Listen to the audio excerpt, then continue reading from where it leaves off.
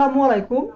জিপিফাই wifi আপনি ব্যবহার করতে পারবেন কিনা, আপনার এলাকায় জিপিফাই যে ওয়াইফাই সার্ভিস আছে এটা চালু হয়েছে কিনা, এটা আপনি কিভাবে দেখবেন?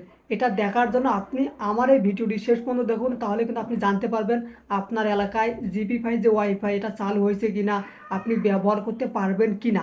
ভিডিওটি শুরু করার আগে একটাই রিকোয়েস্ট, প্লিজ সাবস্ক্রাইব করে অনেক বেশি শেয়ার করে দেবেন, যাতে সবাই এই বিষয় সম্পর্কে জানতে পারে এবং তাদের এলাকায় জিপিফাই ওয়াইফাই চালু হয়েছে কিনা এটা জানতে পারে। আপনার এলাকায় জিপিফাই ওয়াইফাই যে সার্ভিস এটা চালু আছে কিনা এটা দেখার জন্য আপনি সরাসরি গুগলে চলে আসবেন।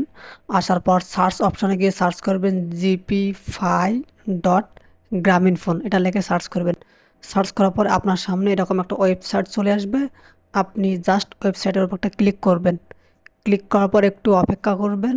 তারপর একটু নিচের দিকে আসবেন। এখানে দেখেন আপনি চেক হ্যাবিলিটি অফ সার্ভিস লেখা আছে। এখানে আপনি আপনার জেলার নাম দিবেন, সিলেক্ট ডিস্ট্রিক্ট। তো আমি এখন ঢাকায় আছি, আমি আপাতত ঢাকা দিতেছি। এবং এখানে সিলেক্ট এরিয়া, আপনি কোন এরিয়ায় আছেন।